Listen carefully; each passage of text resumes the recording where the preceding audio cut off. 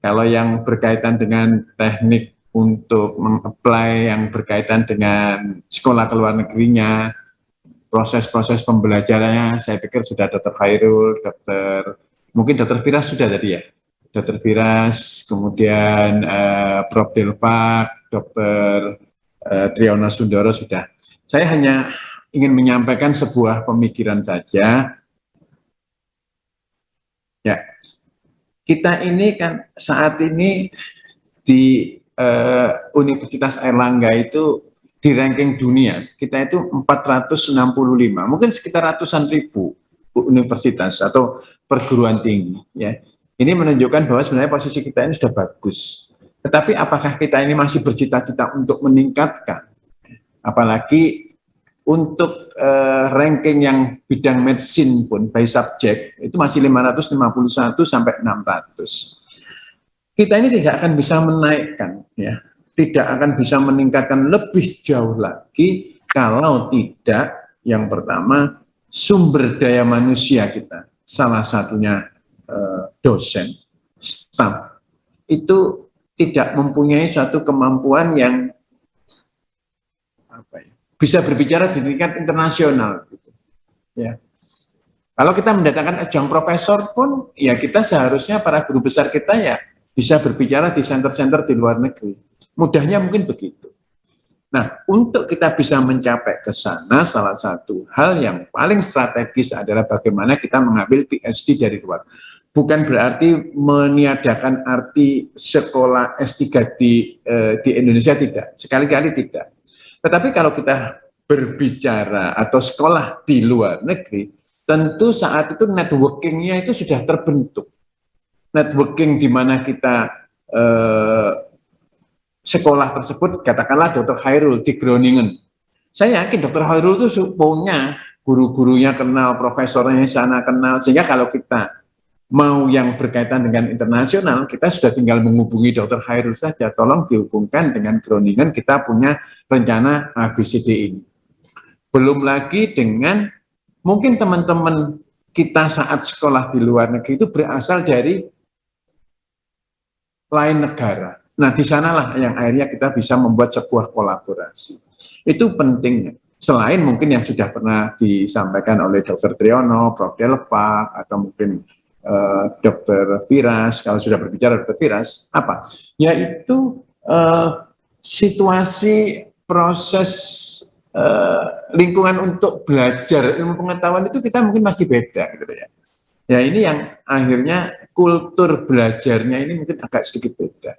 Kalau penelitian, Dr. Khairul mungkin sudah biasa, suasana penelitian ditunjang oleh laboratorium, ditunjang oleh sebuah data-data reference yang dengan gampangnya, ya, bagaimana melakukan satu publish dengan mudahnya. Tapi begitu pulang, situasinya mungkin berbeda, mungkin shock awal-awal.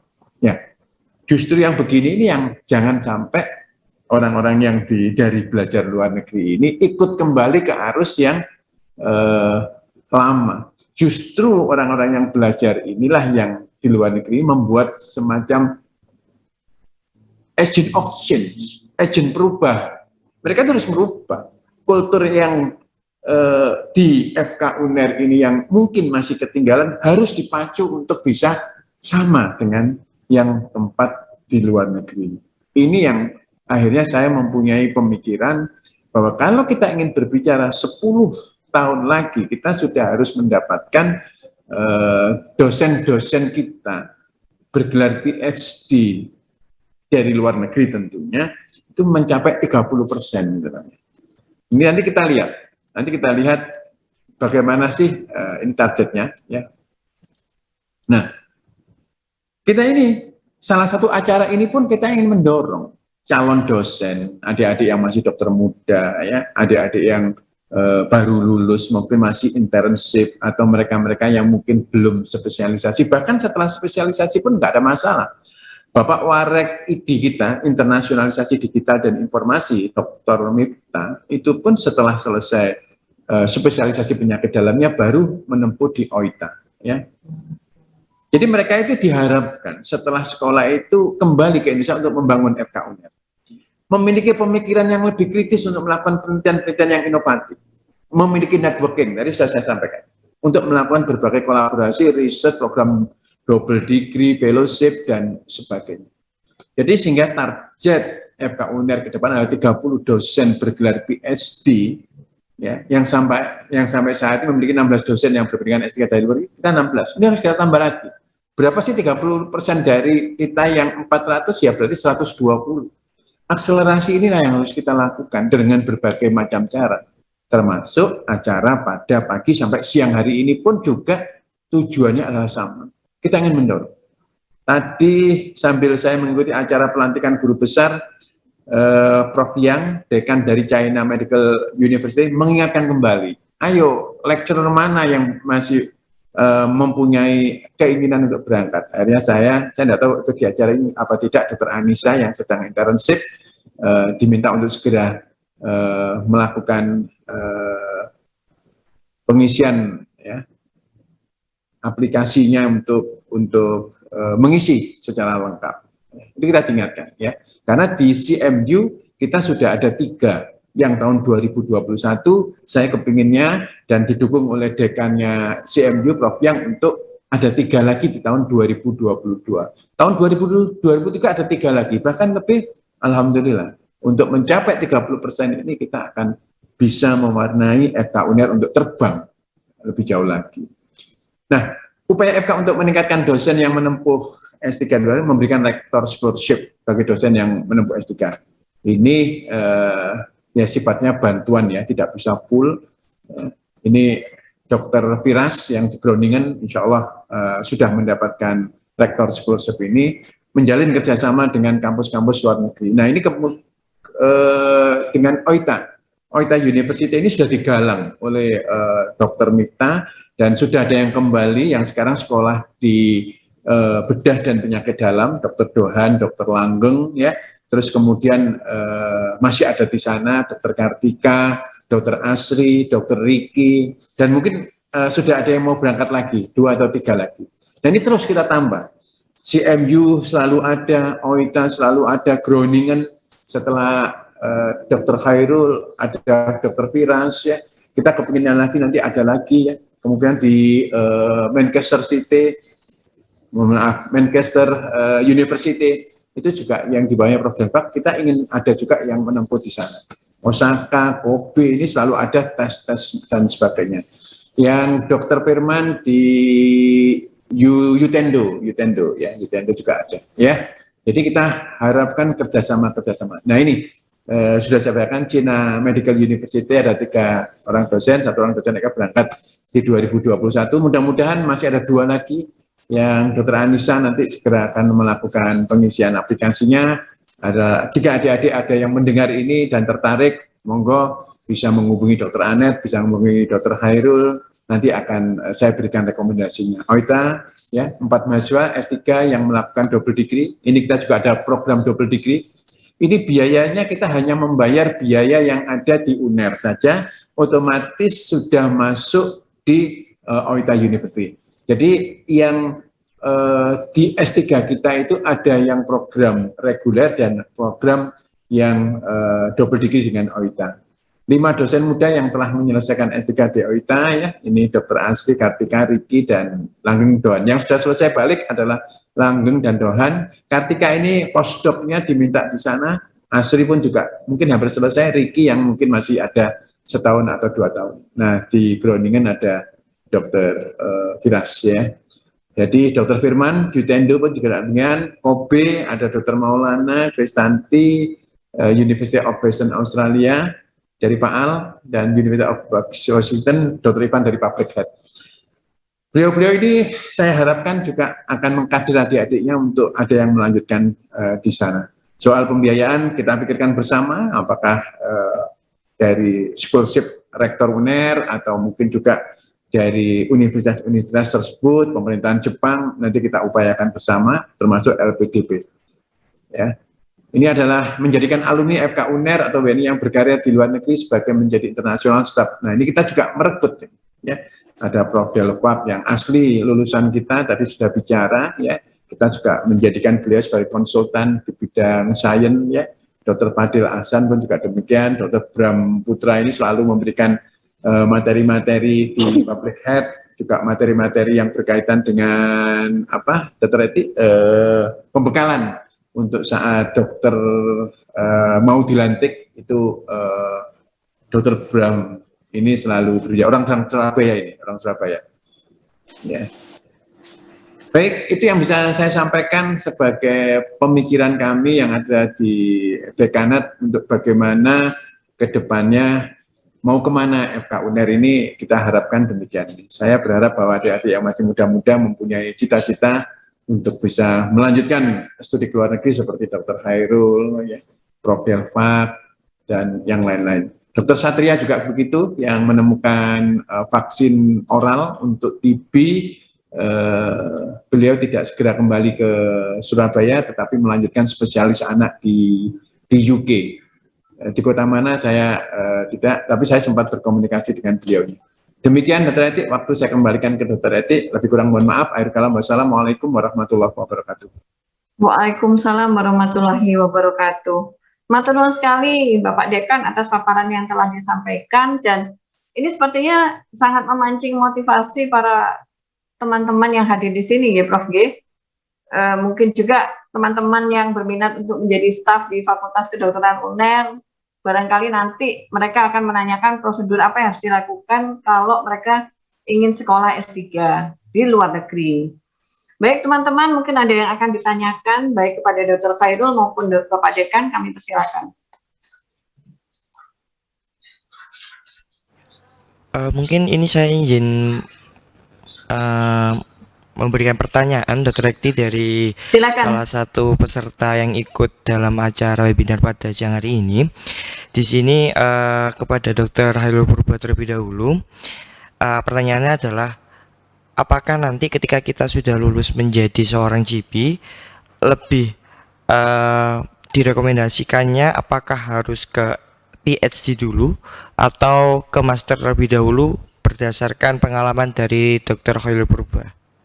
Seperti itu, Dr. Rekti. Oke, Dr. Rekti saya bisa menjawab, nanti Dr. Hairul melengkapi, nggih. Ya, siap, Prof. Jadi terima kasih.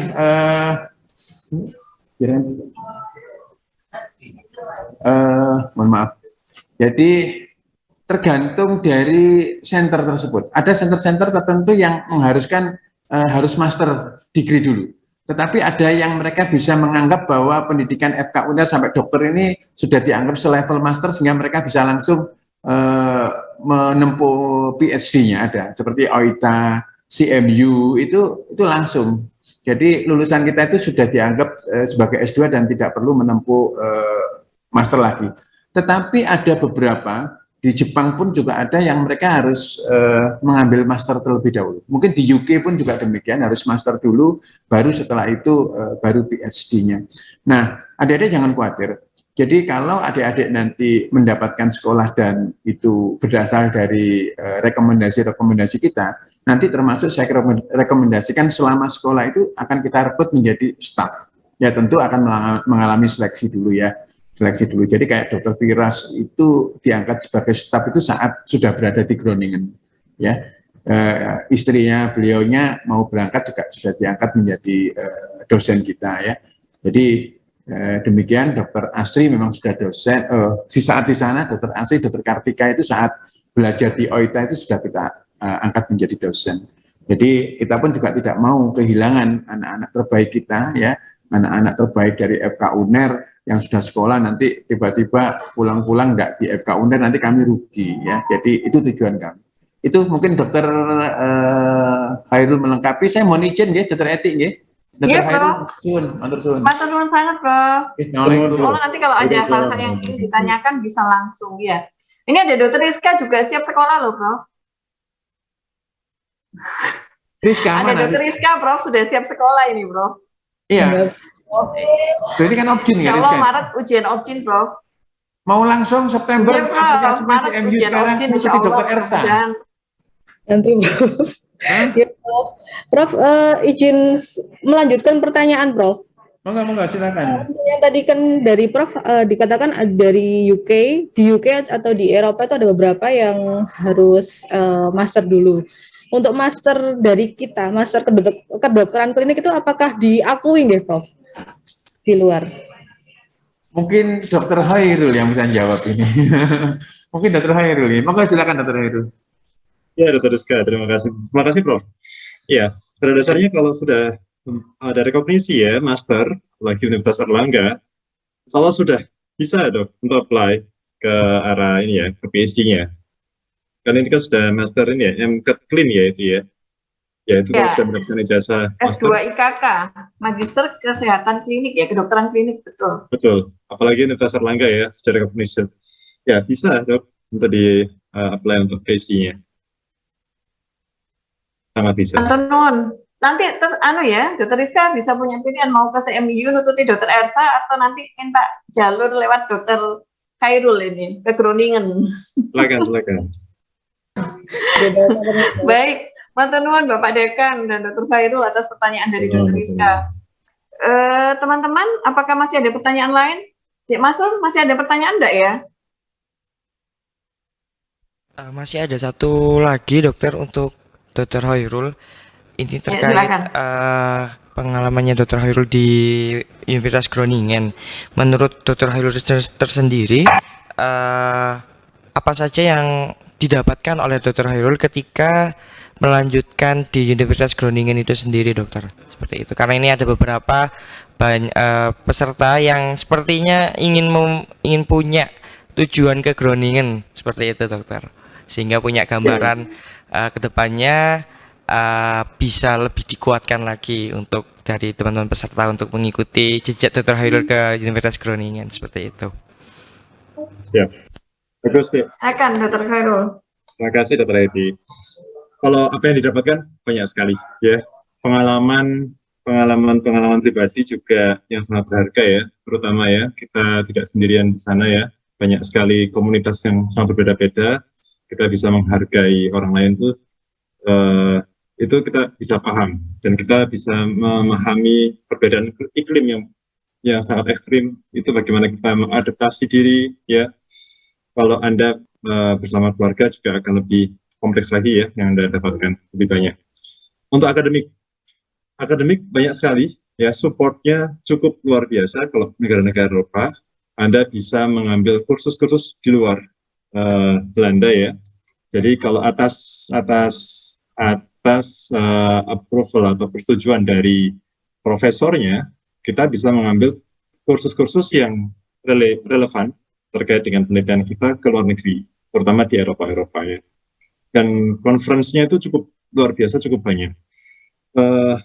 Karena profesor memiliki riset grup gitu ya. Mereka memiliki dana juga. Kami kalau PhD di Belanda ada dana untuk konferensi dan dana untuk kursus. Dan itu setiap tahun diberi. Jadi kita harus mencari kursus, harus mencari conference, harus publikasi, harus melakukan presentasi oral maupun presentasi poster ke conference internasional. Kemudian untuk publikasinya rata-rata mereka mintanya open jurnal. Berapapun mahalnya mereka mau bayar, karena open access itu meningkatkan citasi, terutama universitas mereka, dan akses untuk jurnal-jurnalnya juga mudah ya. Dan untuk komunikasi dengan beberapa grup riset itu mudah. Kita bisa janjian dulu, kita bisa diskusi ya. Jadi mereka itu welcome ya. Mereka tidak melihat Anda dari Asia, Anda dari mana tidak. Mereka lebih welcome untuk semuanya. Itu yang saya dapatkan. Banyak sekali. Baik, terima kasih jawabannya ya. Mudah-mudahan ini bisa menjawab ya, Dek Masud ya. Baik, nanti mungkin ini Dokter Khairul keburu meninggalkan tempat ya. Karena waktunya sudah kita harus berganti pembicara lain. Mungkin kalau masih ada pertanyaan bisa dilanjutkan chat ke Dek Masrur ya, nanti untuk akan dilanjutkan kepada Dr. Khairul Purbai ya. Ya. Iya, siap dokter. Dr. Khairul luar biasa sekali apa yang telah disampaikan tadi. Jadi insya Allah mudah-mudahan nanti akan banyak yang bisa menyusul Dr. Khairul seperti ini ya. Jadi artinya banyak Dr. Khairul lain dari Fakultas Kedokteran Universitas Airlangga yang akan melanjutkan penelitian di luar negeri dan sehingga nanti bila kembali ke Indonesia akan mampu mengharumkan nama Fakultas Kedokteran Universitas Airlangga. Tapi sebenarnya ini tidak hanya pesertanya saya lihat tidak hanya dari Fakultas Kedokteran Universitas Airlangga, tapi juga dari universitas-universitas lain juga hadir di sini. Luar biasa. Matur nuwun sangat ya, Dr. Khairul. Semoga menjadi berkah apa yang telah disampaikan pada kesempatan kali ini. Dan juga terima kasih kami ucapkan kepada Bapak Dekan Fakultas Kedokteran Universitas Airlangga, Profesor Dr. Budi Santoso, dokter spesialis obstetri dan ginekologi konsultan. Jangan khawatir, setelah ini kita nanti akan bertemu dengan Dr. Firas ya. Jadi Dr. Firas ini sebenarnya tadi ya presentasinya, tapi insya Allah pada sesi yang berikut ini beliau nanti akan memaparkan lebih jelas lagi hal-hal yang terkait dengan studi abroad ini ya. Jadi saat ini Dr. Firas sedang menempuh pendidikan juga di luar negeri, tadi sudah diceritakan oleh Bapak Dekan dan saya tahu sendiri ya perjuangan beliau ini juga luar biasa. Tapi semangat untuk belajarnya ini yang harus kita tiru semuanya. Assalamualaikum Dr. Firas. Waalaikumsalam dok. Ngantuk ya? Jam berapa di sana? Udah jam 8 nggak dok? Santai dok. Jam 8 malam, masih ngantuk ini kayak Jam 8 pagi dok masih dok. Oh udah pagi. Kok kayaknya rada kurus ya? Iya. Iya. Dok. Turun berapa Sehat, kilo? dok. Lumayan dok, 5 kilo mungkin dok. Oh. Tapi memang teman-teman yang belajar di sana di mana? Di Belanda kan ya? Itu rata-rata pulang itu turun antara 10 kiloan. Tapi begitu sampai Indonesia nanti meledak lagi nanti. Baik, Dr. Firas, matur nuwun sangat ya sudah hadir pada kesempatan kali ini dan nanti beliau ini akan bercerita banyak yaitu tentang pengalaman ya, pengalaman beliau selama bersekolah di sana dan ini tentang yang fokusnya adalah tentang PhD dan life strategy di luar negeri. Jadi Dr. Firas nanti monggo Mas Masrur CV-nya dibacakan dulu dan kami persilahkan nanti presentasi sekitar 20 menit. Matur nuwun ya Dr. Firas ya sudah menyempatkan diri untuk hadir. Baik, terima kasih Dr. Rekti. Di sini saya akan membacakan terkait kurikulum vitae dari Dr. Firas tersendiri, yaitu Dr. Firas merupakan dokter alumni Universitas Airlangga angkatan 2011 yang dimana sebelumnya Dr. Firas juga pernah mengikuti exchange ke Osaka University lalu melakukan research internship di Groningen dan sekarang Dr. Firas berada di Universitas Groningen di divisi nefrologi Departemen Internal Medicine dari Universitas Groningen. Mungkin biar menyingkat waktu, silakan kepada Dr. Firas untuk menyampaikan materinya pada sesi kali ini. Waktu dan layar saya persilahkan. Ya. Assalamualaikum warahmatullahi wabarakatuh. Ini kelihatan ya? Screen saya, share screen saya. Masih belum, dokter? Masih belum. Oke, sekarang sudah kelihatan? Masih belum, dokter. Belum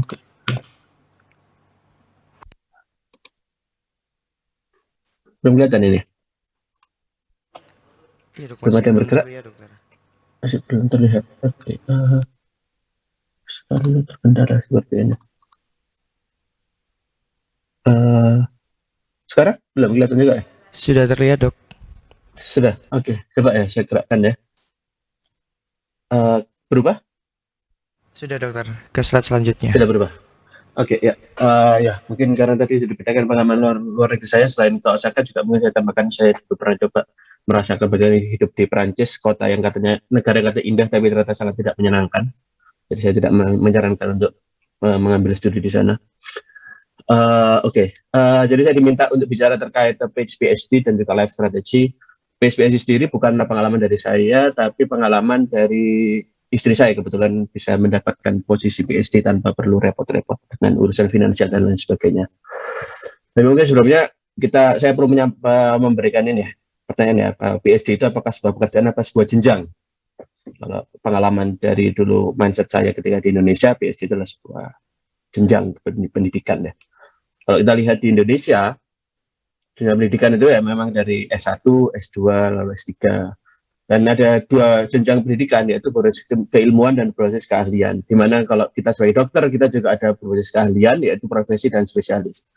Tapi itu tidak sama dengan ketika kita mengambil S2 dan S3, yang mana itu adalah pendidikan berbasis keilmuan. Jadi itu juga menurut saya menjadi dasar kenapa kok spesialis juga sekarang kan ditambahkan dengan magister supaya keahlian dan keilmuannya sama-sama jalan. Ya, program studi dokter. Apa sih yang penting dari program studi dokter itu? Mungkin Mas Karul tadi sudah menyampaikan ya bahwa yang penting adalah kemampuan berbahasa Inggris. Karena hampir semua paper bagus itu dalam bahasa Inggris. Jadi untuk kita bisa mengetahui, meresapi apa yang ditulis di paper itu, maka kita jelas harus menguasai bahasa Inggris dengan kemampuan yang lumayan bagus ya, minimal B2 atau C1. Kalau syarat di Eropa C1 minimal kemampuan bahasa Inggrisnya. Yang kedua, yang penting lagi adalah landasan riset apa yang mau kita lakukan. Karena kan orang dokter itu kan meneliti suatu masalah. Jadi kita harus tahu masalah apa yang mau dicari. Dan yang terakhir adalah terkait supervisornya, bahwa namanya dokter itu kan butuh dibimbing ya untuk ketika mengambil sekolah dokter. Jadi butuh supervisor yang pas yang bisa membimbing kita. Ya, PhD di luar negeri. PhD di luar negeri ya. Apa bedanya sih dengan di dalam negeri bagi dokter? Kalau dokter di Indonesia itu harus S2 dulu. Seperti kalau spesialis harus juga sambil ngambil magister kedokteran klinik gitu ya. Waktu lulusnya agak lama 5 tahun karena harus melakukan S2 dulu. Biasanya itu membayar uang kuliah dulu karena kan PhD di Indonesia atau program dokter di Indonesia itu adalah sekolah. Jadi ya namanya orang sekolah kan harus untuk bayar sekolah gitu ya. Terus kemudian tugas akhirnya ya mau nggak mau akhirnya harus keluar biaya karena ya itu bagian dari sekolah. Ya, dan ini dari sekolah bukan bekerja. Dan kalau S3 dalam negeri itu sepengetahuan saya kan bisa by class, yaitu ya kuliah ada kuliahnya atau by riset dalam arti langsung maju riset gitu. Dan tanpa perlu kuliah yang wajib. Nah, bedanya dengan di luar negeri, ya kita bisa memutuskan untuk tidak perlu S2 terlebih dahulu, yang seperti ini dijelaskan Mas Sirul dan juga oleh Prof. Gus. Lalu kalau dokter itu karena kita itu bekerja, berarti harusnya ya tidak perlu keluar uang kuliah atau tidak perlu bayar penelitian karena kita bekerja, kita memberikan benefit bagi kampus, ya harusnya kampus yang memberikan benefit ke kita juga dengan cara kita tidak perlu membayar uang kuliah atau uang penelitian. Dan semua doktoral di luar negeri itu by riset ya. Layak nggak sih sekolah di luar negeri? Saya mungkin belum disampaikan ya terkait keuntungan finansial ketika mengambil sekolah di luar negeri daripada di Indonesia. Gaji, oke kita ngomong gaji rata-rata 2.000 euro per bulan, mau LPDP atau mau gaji sebagai PhD, gaji dasar 2.000 euro. Pengeluaran menurut saya, apalagi kalau yang jomblo 1.000 euro itu jauh dari cukup. Jadi kalian bisa bayangkan ya, kalau durasinya 3-4 tahun tergantung kontrak, berarti kalian per bulan punya uang 1.000 euro. Dalam waktu 3-4 tahun, kalau punya tabungan 3 bulan, 48.000 euro. Ya, dengan asumsi bahwa 1 euro adalah 16.000, itu asumsi dulu ya. Sekarang harusnya lebih mahal lagi ya. Jadi selama S3 tabungan kalian bisa punya uang sampai lebih dari 0,5 miliar. Bisa bayangkan kalau kalian spesialis malah harus keluar uang, tapi kalau sekolah S3 malah dapat uang. Nah, pertanyaannya kan kalau mau PhD ini LPDP pakai LPDP apa enggak? Ya, uang LPDP itu 1.200 atau 250, mungkin Mas Karul yang lebih berpengalaman terhadap ini ya. Dan kalau punya keluarga itu dapat tambahan 300 euro per anggota keluarga. Tapi maksimal cuma boleh 2 ya, 1 istri dan 1 anak. 2 istri nggak dapat. 300 euro per bulan tapi dapatnya itu setelah tahun kedua. Jadi kalau bawa istri dan anak 600 tambah 750 itu 1850 per bulan keuntungan. Tapi ya seperti yang kalian tahu, wajib mengabdi kembali ke Indonesia 2N